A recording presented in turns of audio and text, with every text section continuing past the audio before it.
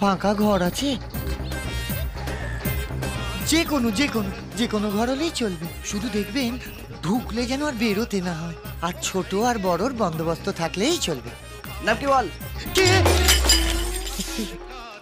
বাবা গো, ল্যাংচা। না না, ভালো নামটা লিখুন। আকবর আলী ঘোষ। আকবর আলী ঘোষ? এটা আমার কেমন নাম?